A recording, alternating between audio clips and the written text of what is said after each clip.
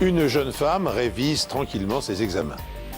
2 officiers de police effectuent une patrouille de routine.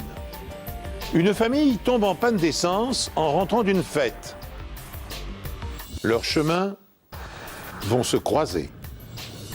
Pour le pire.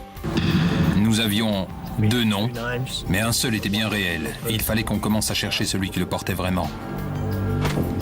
Il ne fait aucun doute que les pertes humaines auraient été conséquentes. Il n'a pas cherché à cacher qu'il était à Melbourne. Ils l'ont remarqué parce qu'il n'arrêtait pas de manger des sucettes. Il avait bien relevé le capot, mais il ne s'intéressait pas du tout au moteur. Il avait sans aucun doute un rapport avec tout ça, mais il pouvait aussi être la cible. Tout ce qu'il est possible de faire pour permettre l'identification du corps sera mis en œuvre. Bonjour. Soyez les bienvenus sur ce plateau pour une nouvelle enquête impossible inédite.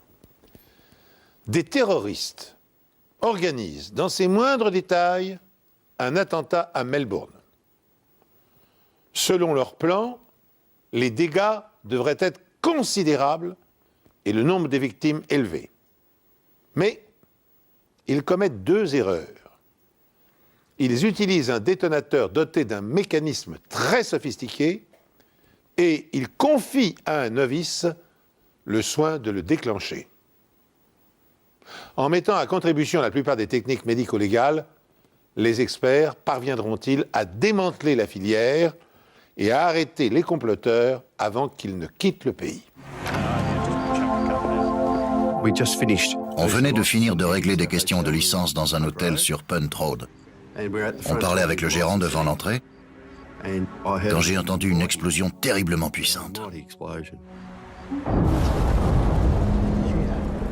Notre première réaction a été de dire « ça gronde ». On a rigolé un peu, mais quand on a regardé vers le ciel, on a vu qu'il était magnifique, c'était une nuit claire et étoilée. Je suis tout de suite allé à la voiture et j'ai appelé par radio le centre de communication. Je les ai informés de ce que j'avais entendu et au même moment, ils commençaient à recevoir les premiers appels. Ils ont dit qu'il y avait eu une explosion à l'angle de Caroline Street et de Toorak Road à South Yarra. Sur la route, au début, on ne voyait rien, mais quand on est arrivé à proximité, les lumières ont éclairé du verre et des débris partout sur la chaussée.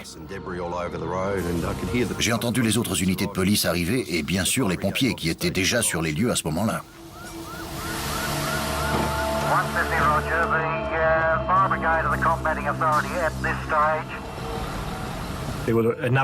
Il y avait plusieurs feux. Beaucoup de magasins avaient subi des dégâts considérables. L'hélicoptère survolait les lieux pour éclairer. Sur la fréquence de la police, on entendait différentes versions. Certains suggéraient qu'il s'agissait d'une explosion due au gaz et d'autres d'une bombe.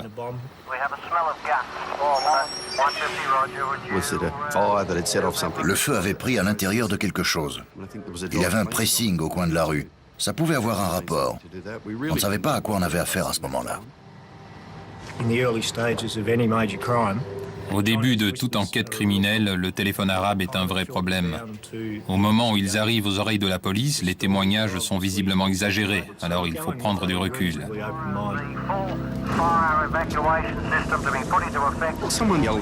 Quelqu'un a hurlé qu'il y avait une personne dans l'allée, et j'ai distingué la silhouette de quelqu'un dans les flammes. On s'est précipité vers la jeune femme qui était en état de choc. Je me souviens qu'elle était à peine capable de nous parler. Elle nous a quand même dit qu'elle était étudiante à l'université et qu'elle était en train de réviser dans l'un des bureaux en haut.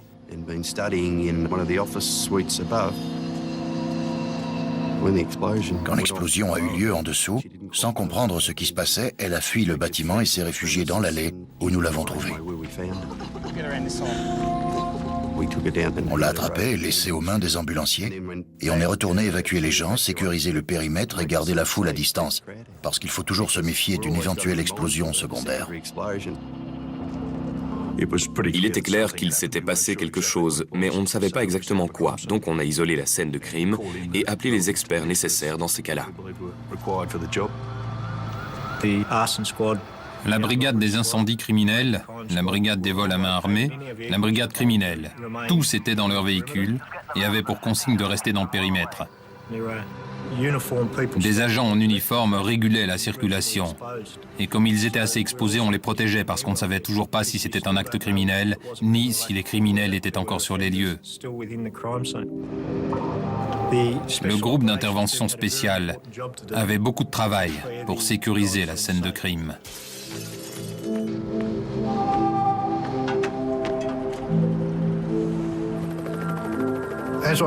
En m'approchant du bâtiment, j'ai observé une grande quantité de débris venant de la structure elle-même.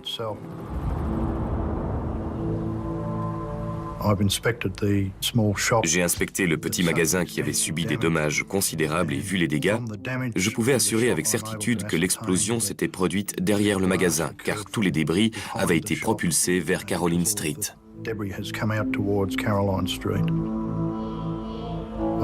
J'ai continué d'avancer et j'ai noté la présence de débris de ce qui était apparemment une voiture et qui avait été soufflée par l'explosion.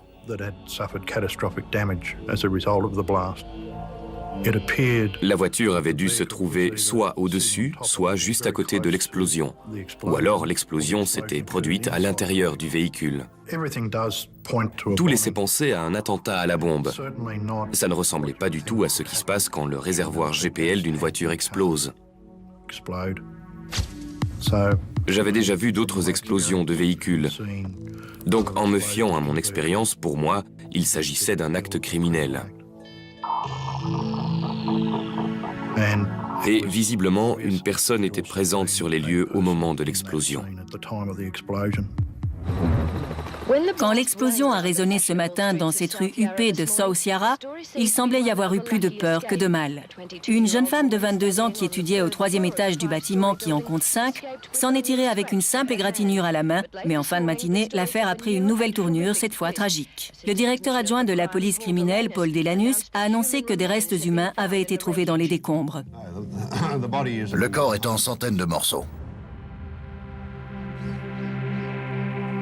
Les restes trouvés étaient sans aucun doute ceux d'une personne qui était extrêmement proche de l'engin quand il s'est déclenché. Mais il était bien trop tôt pour suggérer qu'il s'agissait du poseur de bombes.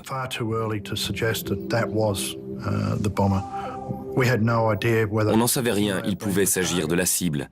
C'était peut-être sa voiture et l'engin s'était déclenché quand il était monté dedans. Il avait de toute évidence un rôle dans l'affaire, mais lequel, il était trop tôt pour le dire. Bien sûr, quand on a su ça, l'affaire a pris une autre dimension. Il y avait eu meurtre. Une voiture a été pulvérisée sous l'effet d'une explosion d'une puissance extraordinaire. Et un homme, vraisemblablement le poseur de bombes, a été déchiqueté. Des magasins et des bâtiments alentours ont été sérieusement endommagés. Parmi eux, des bureaux officiels attirent l'attention des enquêteurs. Ils sont situés au premier étage d'un immeuble 44 Caroline Street. Une réunion a eu lieu, au cours de laquelle nous avons été informés qu'on présumait qu'il s'agissait d'un attentat à la bombe et que le bâtiment visé était le consulat turc. Des agents du renseignement nous ont dit qu'à ce stade de l'enquête, il fallait probablement chercher notre suspect du côté des Arméniens.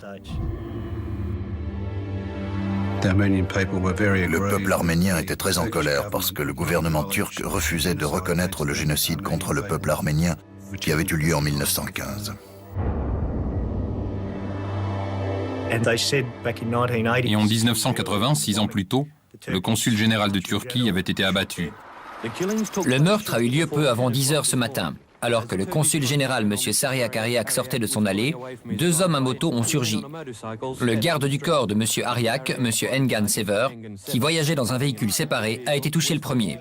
Plusieurs coups de feu ont été tirés à travers la vitre latérale de sa voiture. Les hommes armés se sont ensuite précipités sur la voiture du consul général et ont tiré au moins 8 fois à travers la vitre du conducteur. M. Ariak a été atteint à la tête et à la poitrine. Il est mort sur le coup. Je n'en étais pas certain, mais en tout cas, l'hypothèse d'un lien entre les deux enquêtes était intéressante. En général, les affaires qu'on traite sont plutôt du ressort de ce qu'on appelle des crimes traditionnels. Donc, en arrivant à la réunion, on pensait devoir chercher de simples criminels. Mais à la sortie, on a compris que ce serait un autre genre d'enquête cette fois-ci. Environ 40 minutes après l'assassinat de M. Ariak et de son garde du corps, une femme avec un accent étranger a appelé la rédaction de Channel 7 en revendiquant ces assassinats. Elle a affirmé parler au nom d'un groupe appelé les Commandos de la Justice pour le génocide arménien. L'opération en Australie a été menée par des révolutionnaires arméniens et les révolutionnaires arméniens peuvent frapper n'importe où. La femme a affirmé que les attaques du groupe visaient des diplomates et des institutions turques et elle a prévenu que le groupe planifiait de nouveaux attentats.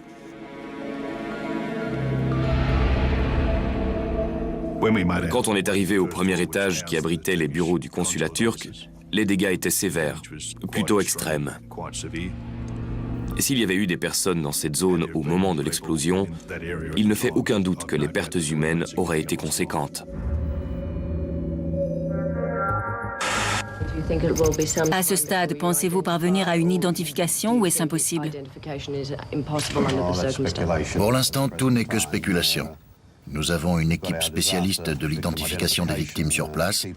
Tout ce qu'il est possible de faire pour permettre l'identification du corps sera mis en œuvre. Dans les premières recherches sur la scène de crime, nous nous sommes concentrés sur les indices qui pourraient nous permettre d'identifier assez rapidement cette personne. Il apparaissait clairement qu'il ne fallait pas compter retrouver un doigt pour identifier la victime parce que les morceaux du corps étaient assez petits. Il y avait seulement 2 morceaux d'une certaine taille, les pieds et une jambe du mort. Ça voulait dire qu'il fallait chercher particulièrement de la peau sur les paumes de la main. C'est ce qui est utilisé dans le monde entier pour relever les empreintes des personnes et les identifier. Les membres des commandos de la justice pour le génocide arménien ont-ils frappé à nouveau? S'ils veulent avoir une chance de mettre le réseau hors d'état de nuire, les enquêteurs doivent impérativement identifier le cadavre du poseur de bombes. Tandis que les experts recueillent des parcelles de sa peau, des techniciens de scène de crime découvrent dans les décombres un indice prometteur. Dans les tonnes de gravats enlevés et examinés, on a retrouvé des fragments du détonateur et du mécanisme de retardement. C'était un détonateur au mercure. C'était un dispositif assez sophistiqué. Les choses devaient se dérouler ainsi. La bombe devait d'abord être armée, après il fallait mettre le détonateur au mercure dans la bonne position, et d'ailleurs il ressemblait à un dispositif anti-parasite. Donc si quelqu'un le déstabilisait ou déplaçait le véhicule, cela activait la bombe. Nous pensions que les restes humains trouvés sur la scène de crime étaient en fait ceux du poseur de bombes. Il est très probable que cette personne n'ait pas su comment le dispositif fonctionnait en détail. En d'autres termes, ce n'était probablement pas elle qui l'avait fabriqué. Celui qui avait fabriqué cet engin aurait dû savoir qu'il fallait le placer sur une surface plane. Donc, la personne qui a posé cette bombe n'était probablement qu'un messager.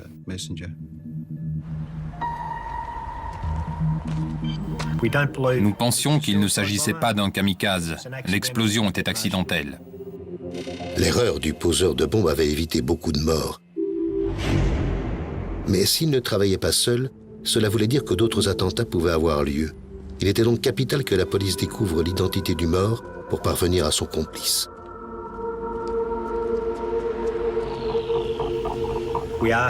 Nous avons demandé aux agents qui ont tenu cette réunion à notre intention de quel côté nous devions commencer par chercher. Et l'un d'eux nous a conseillé de chercher un nom se terminant par IAN.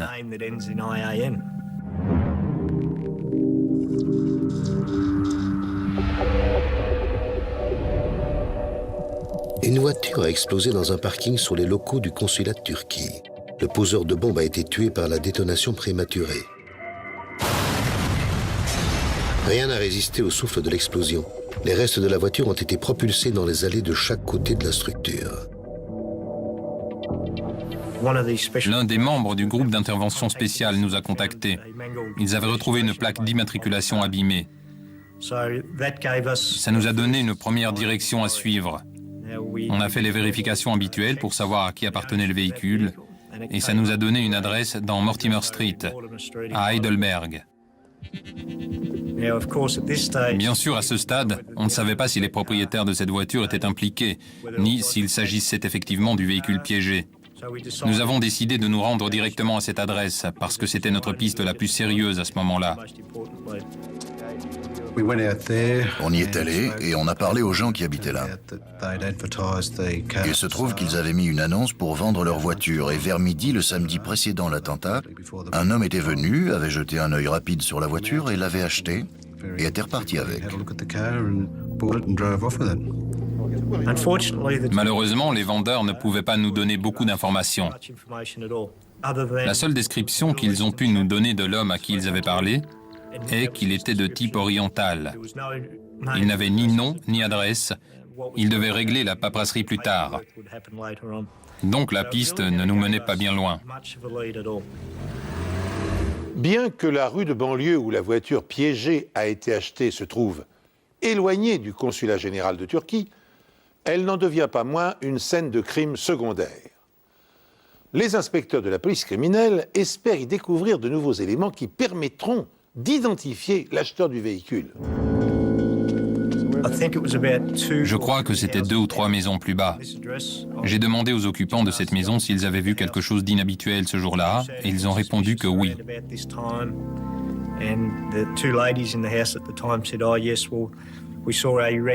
Au même moment, en face de la maison des vendeurs, il y avait une voiture rouge dont le moteur tournait. C'était un détail intéressant. Normalement, on ne remarque pas ce genre de choses. Mais l'une des filles attendait que son amie vienne la chercher. Et quand elle a entendu la voiture devant la maison, c'était une rue tranquille, elle a cru que c'était lui. Ce n'était pas le cas, mais elle s'est dit qu'elle devait rester dehors pour l'attendre. Elle est restée assise pendant plusieurs minutes dehors, en regardant cette voiture dont le moteur tournait, ce qui est plutôt suspect. Elle n'a pas été capable d'identifier la personne dans le véhicule, mais a donné une description précise de la voiture. C'était une berline rouge, Holden Commodore, et soit elle était neuve, soit elle était tellement lustrée qu'elle paraissait neuve. Peut-être une voiture de location. Le rapprochement entre ces deux événements est évident, et il ne peut s'agir d'une simple coïncidence. Le premier homme était-il l'infortuné messager et le deuxième son complice?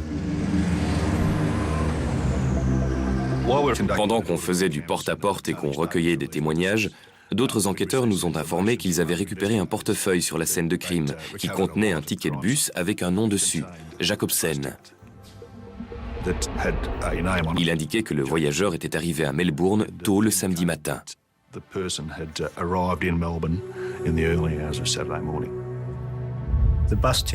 Le ticket mentionnait un voyage retour et M. Jacobsen avait un siège réservé dans le car qui retournait au même moment à Sydney. Alors on s'est débrouillé pour intercepter le car et comme prévu, le siège de M. Jacobsen était vide. Cela nous laissait penser que la personne qui avait ce billet au nom de Jacobsen était bien la personne tuée par la bombe. Mais en achetant son billet pour Sydney, le mystérieux monsieur Jacobsen n'a laissé aucune coordonnée. Faute de mieux, les enquêteurs s'en remettent à leur instinct. Celui qui se fait appeler Jacobsen serait-il aussi le loueur de la Holden Commodore rouge?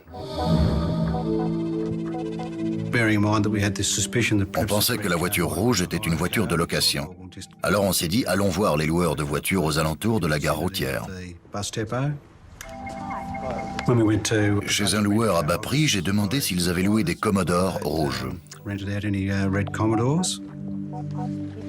Ils n'ont fait aucune histoire pour nous montrer leur dossier.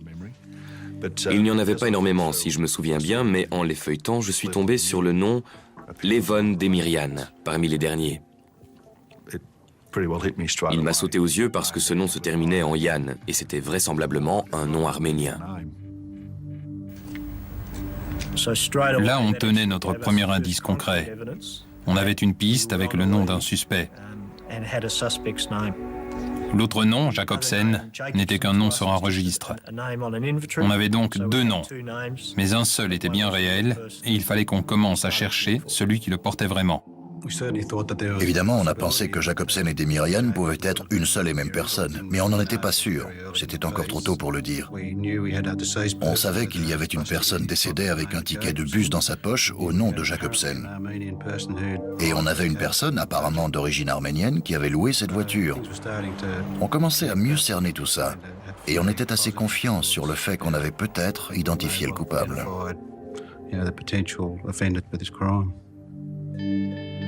Mais dans le portefeuille retrouvé, un indice va les orienter dans une direction totalement différente. Le détachement spécial chargé d'enquêter sur l'attentat à la bombe du consulat turc a découvert deux noms importants. Un monsieur Jacobsen, qui a voyagé en car de Sydney à Melbourne, et un monsieur Demirian, dont le nom se termine par les fameuses lettres IAN. Mais ces noms ne font-ils qu'une seule et même personne? Dans le portefeuille, on a trouvé une note avec le nom Queen's Lodge Motel inscrit dessus. Or, la personne qui avait loué la voiture rouge sous le nom de Levon Demirian avait donné comme adresse le Queen's Lodge Motel. On est donc allé au motel poser des questions. Le portier de nuit a pu nous dire que Demirian ne résidait plus là. Il l'avait vu quitter l'hôtel vers 1h du matin le dimanche. C'était environ 1 heure avant l'explosion de la bombe. Et on l'a vu revenir au Queen's Lodge entre 3h et 3h15 la même nuit. Il nous a également dit qu'en revenant à l'hôtel à 3h, il avait demandé qu'on le réveille vers 6h du matin, je crois. Il est parti peu après ça. En partant, il a laissé les clés de la Commodore rouge à la réception. Ça nous indiquait que Demirian ne pouvait pas être le mort et qu'il n'était pas à l'hôtel entre 1h et 3h, sachant que la bombe avait explosé à 2h15.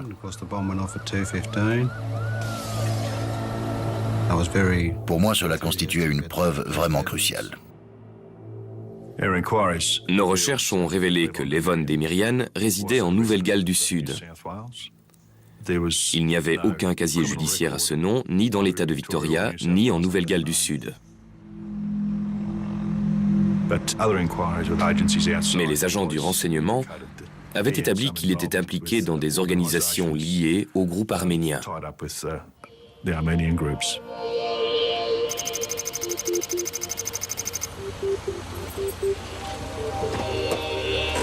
Moins de 24 heures après l'explosion de la bombe, Demirian est de retour chez lui à Sydney. Des officiers de surveillance sont sur place. Si la bombe s'était déclenchée le lundi matin comme prévu, c'est ici qu'il se serait trouvé et personne n'aurait fait le rapprochement. Mais la bombe a explosé prématurément et une piste a conduit la police à sa porte.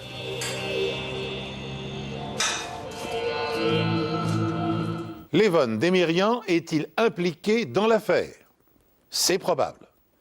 Il appartient à une organisation arménienne et son emploi du temps à Melbourne le rend également suspect. Néanmoins, pour que les policiers puissent le relier à l'attentat, ils doivent parvenir à identifier rapidement le poseur de bombes.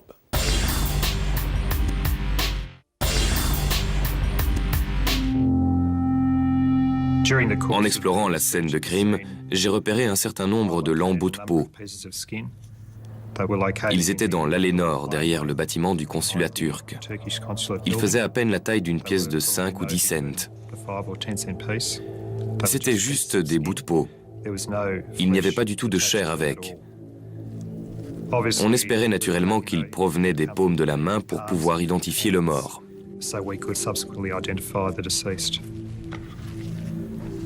Il n'a pas été difficile d'obtenir une empreinte.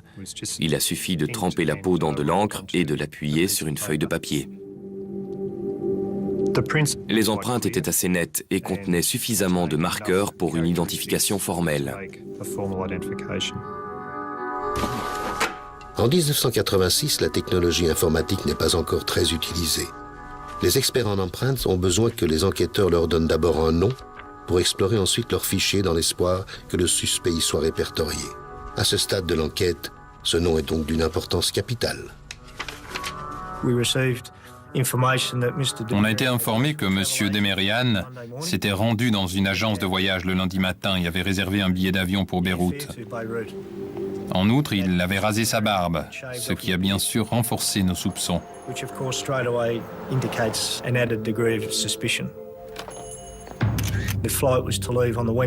Le vol réservé en question était pour le mercredi 26 au matin. On était lundi après-midi, on était tous très fatigués.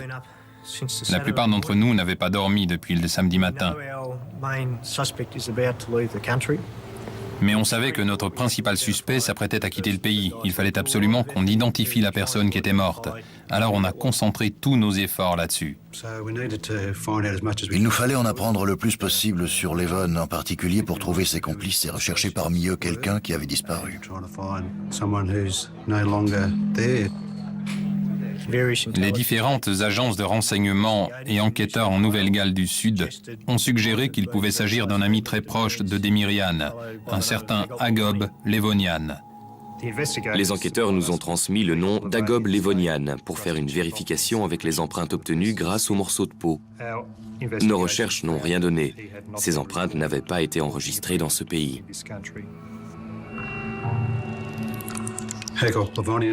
Agob Levonian était un père de famille tranquille, qui travaillait comme sertisseur en joaillerie. Il n'avait pas de casier judiciaire. Nous avons parlé à ses collègues qui, en gros, ont corroboré ce qu'on savait déjà, à savoir que c'était un homme assez affable, paisible, mais juste avant l'attentat, il s'était montré légèrement agité.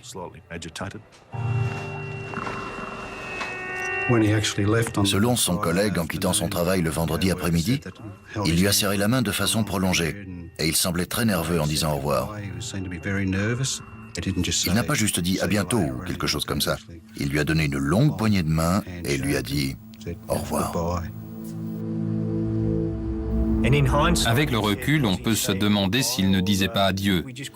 On était un peu perplexe parce que ça ne collait pas tout à fait avec ce qu'on savait. Le fait que M. Levonian n'avait pas prévu de mourir dans l'attentat. Mais peut-être était-il simplement conscient du risque. Transporter une bombe dans un bus public comportait forcément des risques. Levon Demirian est sur le point de quitter le pays pour se rendre au Liban. Pressé par le temps, les enquêteurs décident de ne pas attendre le résultat de l'analyse des empreintes digitales retrouvées sur la scène de crime. Supposant qu'elles appartiennent à Agob Levonian, alias Jacobsen, ils obtiennent des mandats pour perquisitionner les domiciles des deux suspects. S'ils se trompent, c'est toute la suite de l'enquête qui sera compromise. Le risque encouru est énorme, mais l'urgence de la situation ne leur laisse pas d'autre choix. Ce n'est pas qu'on voulait vraiment y aller. Il était encore tôt dans l'enquête, la scène de crime n'avait pas encore été examinée à fond et on n'avait pas collecté énormément d'éléments et de matière à analyser. Mais si nous avions attendu, il aurait peut-être fui le pays entre-temps. Et une fois au Liban, nous ne l'aurions jamais revu. Les médias étaient très présents. Beaucoup montraient du doigt la communauté arménienne. Alors on a décidé d'exécuter la commission rogatoire le lendemain matin. Les perquisitions ont démarré à l'aube. Des dizaines de policiers de Nouvelle-Galles du Sud et de Victoria et d'agents fédéraux ont convergé vers 3 adresses au nord de Sydney et une à Canberra. Leur objectif, arrêter un groupe d'Arméniens soupçonnés d'avoir commis un attentat à la bombe dimanche dernier au consulat de Turquie sur Tourak Road. Nous avons saisi énormément de preuves. Il y avait un petit cahier avec dedans l'adresse du consulat turc à Melbourne, 44 Caroline Street, avec le nom des membres du personnel. Nous avons trouvé beaucoup de gadgets et de composants, de fils qui étaient similaires à ceux utilisés pour la bombe à Melbourne. Dans un tiroir, on est tombé sur une note d'un restaurant, le Pitt Restaurant. Et dessus figurait le nom du Queen's Lodge Motel et un numéro de téléphone. Dans le coin en bas à droite était inscrit le numéro 13. Ce qui était important là-dedans, c'est que dans le portefeuille découvert sur la scène de crime se trouvait le double de cette facture. Je crois qu'à ce moment-là, on a été soulagés parce qu'avec ce document, on a eu le début de connexion qui nous manquait. Une autre unité de police a perquisitionné ce restaurant de Lane Cove appartenant à l'un des Arméniens d'Epping, saisissant des documents et d'autres objets. La police scientifique explore maintenant les lieux pour trouver un lien avec la bombe de Melbourne. Les détonateurs et les explosifs étaient les mêmes que ceux utilisés dans la bombe à Melbourne. En fouillant le restaurant, nous sommes tombés sur un catalogue de vacances dans lequel était entouré l'hôtel Queen's Lodge. C'était une preuve de plus reliant l'Evon Demirian aux explosifs et au Queen's Lodge Motel. Cet après-midi, 3 mandats d'extradition ont été émis par l'État de Victoria à l'encontre de l'Evon Demirian, 34 ans, vivant à Epping. Il paraîtra demain devant le tribunal central de Sydney pour répondre de 3 accusations. Conspiration avec intention de nuire à autrui, dommages volontaires sur des biens et usage d'une substance explosive. Il a été emmené en détention. Peu après, je l'ai interrogé. Levon a admis qu'il était à Melbourne à l'heure du crime. Il a admis devant moi avoir loué la voiture rouge, payé avec sa carte bleue et s'être rendu avec Agob à Heidelberg pour acheter la Torana blanche.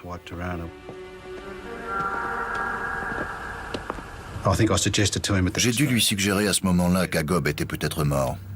Il est devenu très agité et s'est mis à pleurer. À partir de là, il a insisté pour qu'on lui appelle un avocat, ce qu'on a fait. Et Levon a décidé de ne plus faire aucune déclaration au sujet de l'affaire. De toute évidence, Levon Demirian, le cerveau de l'organisation, ignorait que Levonian, son complice et ami, avait péri dans l'attentat. Alors qu'il décide de ne plus répondre aux questions des enquêteurs, une nouvelle preuve matérielle va parler à sa place. Durant la perquisition au domicile de Demirian, on a trouvé dans la corbeille à papier un duplicata du reçu de carte bleue pour le restaurant. Au dos figuraient 3 adresses. Celle du loueur de voitures au nord de Melbourne, celle de la gare routière, et la 3e nous a fourni un autre axe intéressant à suivre dans l'enquête. C'était l'adresse du Park Royal Hotel, à Melbourne. Le réceptionniste du Park Royal Hotel a pu nous dire qu'une personne du nom de Levon Demirian avait réservé une chambre à son nom et qu'il avait payé pour la chambre le dimanche matin après l'attentat. Nous avons aussi découvert que la note de Levon comprenait repas et boissons. Le manager du restaurant nous a indiqué que Levon Demirian y avait mangé la veille de l'attentat, le samedi. Et quand on a parlé à un serveur de service ce jour-là, il a identifié Agob Levonian comme étant l'homme qui était avec lui. Ça établissait clairement que Demirian et Levonian étaient bien ensemble le samedi midi avant l'attentat. Bien que ce soit Demirian qui ait réservé la chambre, notre conviction était que celui qui l'avait occupé était en fait ce monsieur Jacobsen, ou en réalité Agob Levonian. Les recherches sur la scène de crime ont permis de trouver un tout petit morceau de clé dans les décombres d'environ 1 centimètre, là où se trouvait la bombe. Il correspondait exactement aux clés utilisées au Park Royal Hotel. C'était une preuve circonstancielle de plus qui reliait Demirian à Levonian et à la bombe.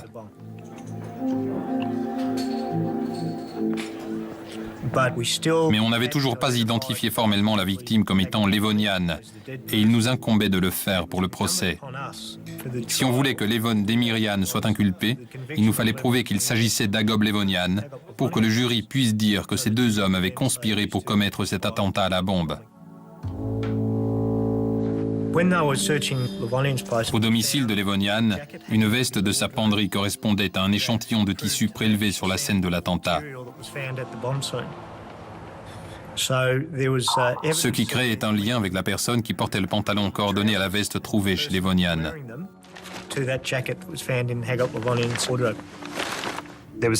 Sans les empreintes d'Agob Levonian dans nos fichiers, il fallait trouver un autre moyen d'identifier les lambeaux de peau. Nous avions besoin que les enquêteurs nous fournissent un document que seul Agob Levonian aurait touché pour pouvoir comparer les empreintes sur le document et celles des lambeaux de peau. De nombreux papiers, documents et livres sont saisis dans l'espoir que l'un d'entre eux comporte une empreinte nette d'Agob Levonian. Ma tâche, c'était de prendre les empreintes à l'encre que j'avais récoltées à partir de la peau et de les comparer aux empreintes sur les documents.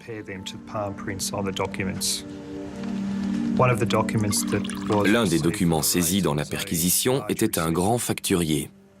Il y avait de bonnes empreintes de paume sur l'arrière des pages des factures parce qu'il était assez épais, et donc, pour le maintenir ouvert, il fallait appuyer sur les pages avec force.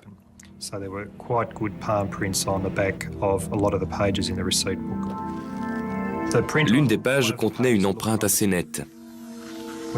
Quand j'ai regardé de près, j'ai compris que le lambeau de peau que j'avais trouvé dans l'allée portait la même empreinte que celle qui était au dos de ce livre de facturation. Il était le seul à utiliser ce facturier. Par conséquent, la personne qui avait explosé avec cette bombe était effectivement Agob Levonian. En 72 heures, les enquêteurs sont parvenus à identifier formellement le poseur de bombes et à réunir un nombre impressionnant de preuves indirectes reliant Levonian à Demirian, les auteurs de l'attentat.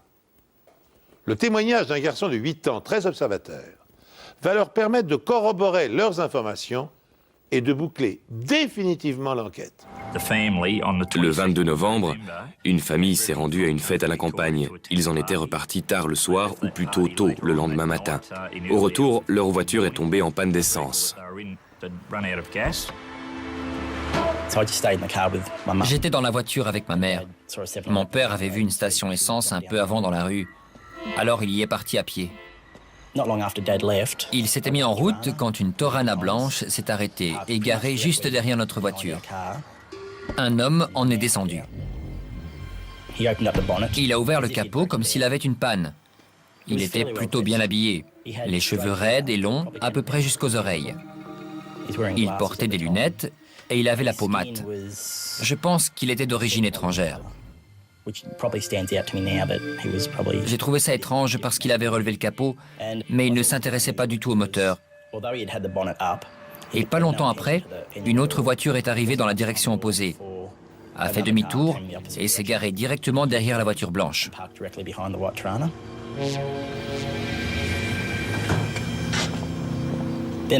Un type est descendu de l'autre voiture. Je me rappelle qu'il était très chevelu et il avait une moustache. Ils ont commencé à parler. Je ne comprenais pas ce qu'ils disaient. Ils devaient parler dans une langue étrangère. Moi et ma mère, on était lancés dans un jeu à ce moment-là.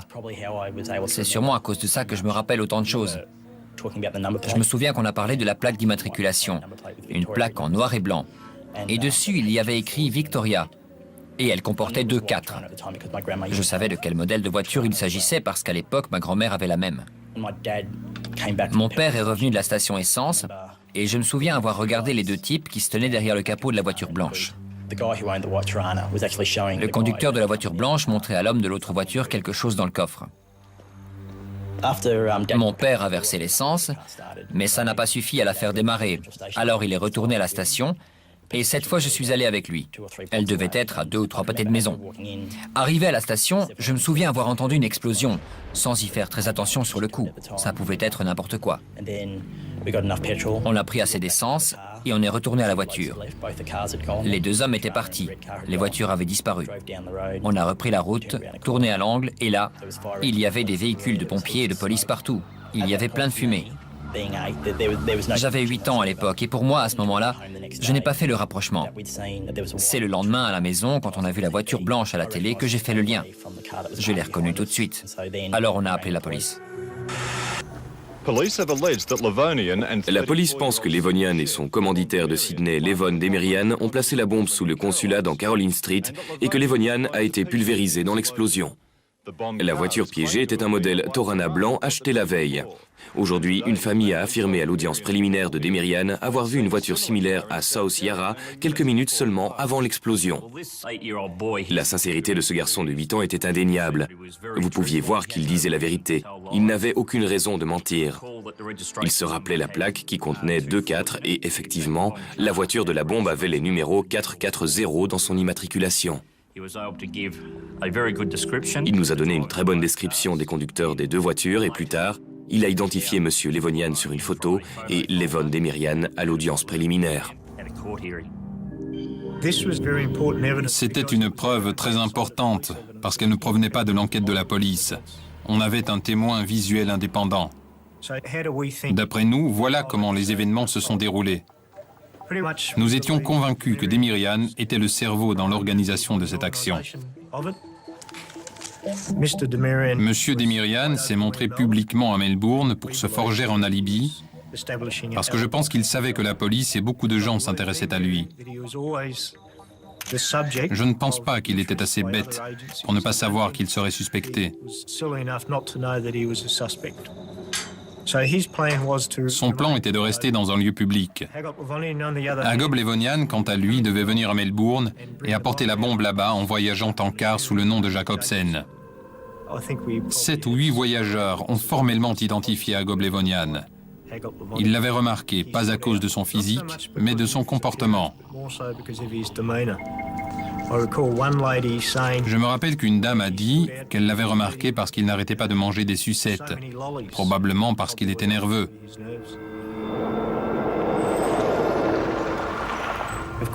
Bien sûr, Levon Demirian a admis avoir loué la Commodore rouge et être allé chercher Agop Levonian à la gare routière. Les inspecteurs sont convaincus qu'après avoir acheté la Torana, les deux hommes ont déjeuné ensemble.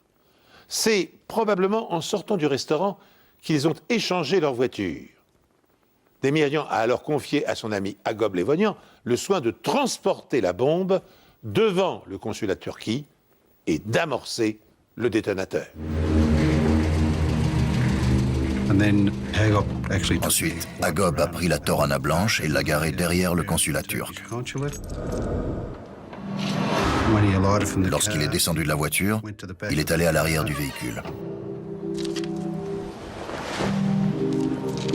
Ensuite, Agop Levonian a placé la bombe dans le sac sur la banquette arrière, mais il ne l'a pas posée à plat.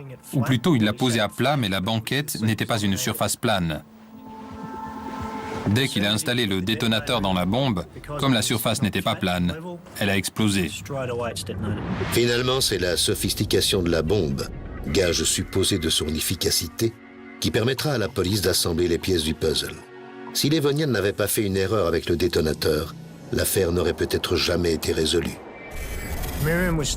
Demirian a été inculpé de meurtre, conspiration en vue de nuire à autrui et destruction de biens. Il y a 20 ans, il n'y avait pas de chef d'accusation spécifique au terrorisme. Les charges retenues étaient donc uniquement liées à ces crimes. Au terme de 13 jours de procès, le procureur de la Couronne a accusé Levon Demirian et son ami Agop Levonian d'avoir conspiré pour faire sauter le consulat turc pour protester contre le refus des Turcs de reconnaître le génocide arménien. La défense de Demirian, David Galbali, a prétendu que son client avait été trompé par son meilleur ami et ne savait rien de son plan de faire exploser le consulat. Le jury, composé de 6 hommes et 6 femmes, a commencé à délibérer juste avant midi aujourd'hui et peu avant 17h, son président a indiqué qu'il était parvenu à un verdict. Coupable pour les charges de conspiration et meurtre. Demirian devra purger une peine de 25 ans de prison. Les 10 ans pour conspiration seront confondus dans cette peine. Monsieur Justice Kay a adressé une mise en garde explicite à tous ceux qui seraient tentés de conspirer en vue de commettre des actes de terrorisme. Levon Demirian a fait appel de la sentence. La condamnation pour conspiration a été confirmée, mais celle du meurtre de son meilleur ami ayant été abandonnée, sa peine a été réduite à 10 ans de détention. Peine qu'il purge toujours dans un quartier de haute sécurité. À la suite de cette affaire, la législation australienne a considérablement alourdi les charges retenues contre les auteurs d'actes terroristes. Sachez encore, pour l'anecdote, que si vous visitez un jour le musée de la police de Victoria, vous pourrez y découvrir des débris divers récupérés sur le site de l'explosion. Ainsi se termine cette émission. Je vous remercie de l'avoir suivi et de nous rester fidèles. Je vous donne rendez-vous bientôt sur cette antenne pour une nouvelle enquête impossible.